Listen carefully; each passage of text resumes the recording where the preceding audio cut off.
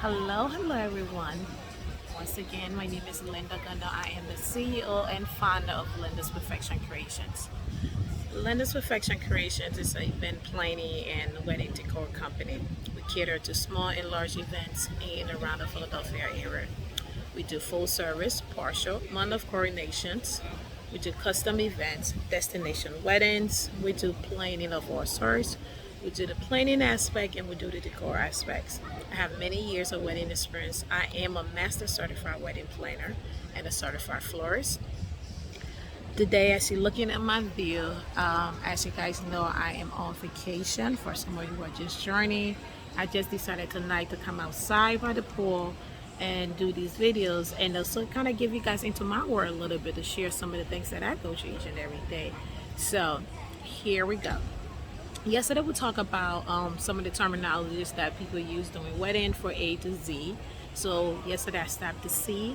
We talk about candles, a different name for candles. We talk about the altar. We talk about the celebrant. We talk about a lot of other things. So today I'm going to continue on this journey to talk about where we left off.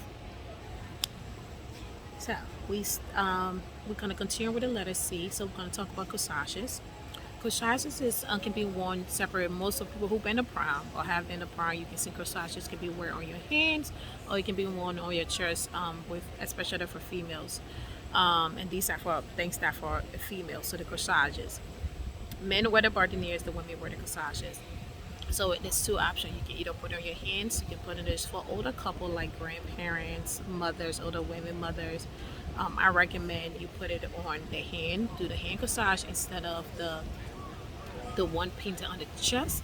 The reason for that is that because sometimes old people, it's pins, needles. You don't want to poke their hands. You don't want to do these things. So you have to make sure that you be very careful. So if you create one with a band, it's easy to connect to it. So when you hear the word corsages, most of the time, those are the things that it applies to. And then the next one we're gonna go up to is day of coronation. A lot of it's actually the proper terminology is actually month of, but people call it day of. When you hear the term day of coordinator, it's where you doing the wedding of your ceremony. The month, that whole day off, you have a hire wedding planner or coordinator who will coordinate from every aspect, from you getting dressed, from you taking your screw down and are they plan your ceremony for you. So if you choose to opt out from the wedding planner aspect and you want to do a decor, just somebody to just organize everything that you have been planning leading up from your wedding, the day of coordinator is somebody that actually take care of that for you. So they will start from most of the time it starts from the month from your wedding. So a month before your wedding, they will come and make sure that everything is organized, everything is properly planned, everything is structured for you. So pretty much all your work that you have done 1 month before the wedding planner coordinator will come in and take care of that day aspects of your wedding. So when you hear that there, oh, I need a coordinator, it's especially for my DIY brides or people who are doing things by themselves that don't need, feel like they can handle everything because on the day of, you don't want everything that you plan, you don't have a trust their hands to somebody to do things, and then sometimes it goes into a show. So the day of coordinator is actually a great idea for a lot of brides. So when you hear day of coordinator, that's where it is. Most wedding planners will say month of, the proper term actually month of, but people say day of. And then the next thing is that destination wedding. Of course, we all know destination wedding. Destination wedding is anything that's not going to be done in your city. It doesn't necessarily means out of the country. Some people, automatic thing when you hear destination wedding is something different. It can be something outside from where you live. If you live in Maryland and you're doing something in California, that's a destination wedding. If you're doing something outside of your state, if you live in New Jersey and you're doing something out from where it's a destination wedding. It's not in your state. It's far away. Anywhere think people that have to travel or go an extra mile. More than an hour, I would say. Anything fly, they have to fly in or anywhere they have this. It's a destination wedding. So most of the time, people, yes, we use the term destinations wedding for event outside of the country. That's what it's mostly known for. But anything outside of where you live is a destination wedding. Okay, and then also we say engagement photos. A lot of time you might hear, oh, have you taken your engagement photos? The engagement photo is the photo you take after you get engaged. These are the pictures that are going to go on your invitation. They're going to go on your wedding website. They are going to go on your in your ceremony. These are the pictures that are going to be showcased on a lot of things in a lot of program that you do. Your wedding invitation is going to be stapled into that. So when you hear engagement pictures, that because most of the time when people get engaged, there's no photo to show you guys getting engaged. So it's like a proper photo that they do for you, that you have those and you take in, and those pictures can be used throughout your wedding. And if you know you're doing your save the days cards, those can be used in that as well. And the next thing, escort cards. A lot of time people miss escort card with place cards, and there's a difference. And I will get the place card, but we're going to start with escort. Escort cards is actually the cards that let people know where they're going to be sitting. So escort card is actually not at your table. Those are place cards. Escort card is put on like a gift table right before you enter the ceremony space, or maybe in a cocktail hour. Your name is there. It's properly put in alphabetical orders of your last name. This is the easy way to make it easier and a function for you. You can put those things in there, and then as well you put the table numbers and things that are associated with it, and people know exactly where to go or what they are doing, and to make it easy for you.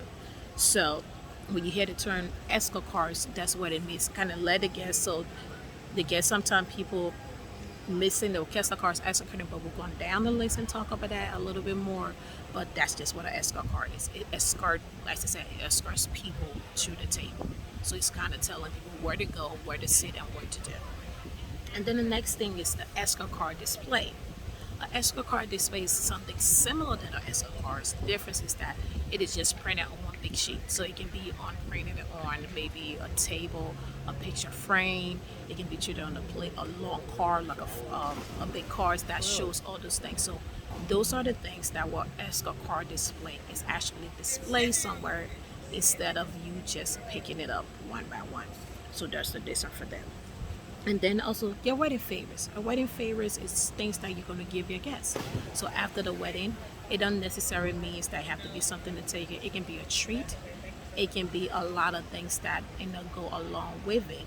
So those things add on to it. So it can be maybe a little pen or gift. So any gift that you are going to give to the people at your wedding as a thank you for coming, a thank you for doing things, this is what it's for. So when you hear wedding favors, those are gifts that you are going to give away to people to take home, like a keepsake that will remind them of your wedding.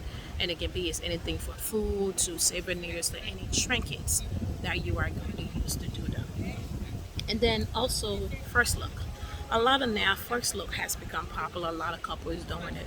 First look is that where a couple choose to see each other before they get married.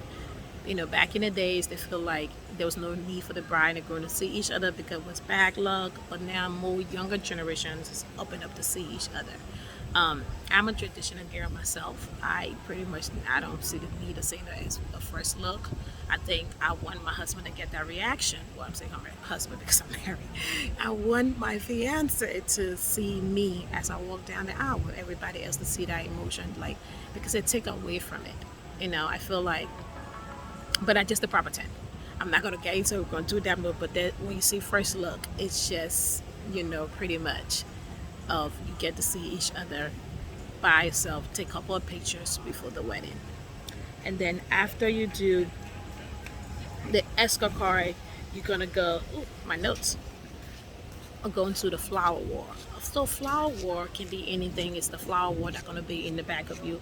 A lot of people doing the boxwood traps. The boxwood is like those green grass looking things. So when you're getting married, or maybe you're gonna have it somewhere in your ceremony space, maybe in your reception space, or anywhere like a statement piece. It's like this giant ward that's just full of flowers. It can be green, boxwood, like I said, just like a statement piece in your wedding. So when you hear flower war, just it's a major start of the wedding where they just make things look great. And then from there, fondant. Fondant is a coating, like a icing, more of what you put on a cake, like a sugary dough that's on the cake.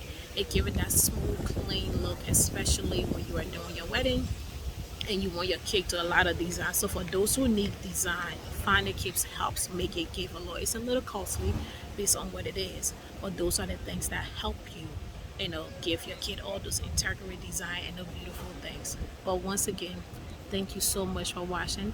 My name is Linda Gunner. I am the CEO and the founder of Linda's Perfection Creations.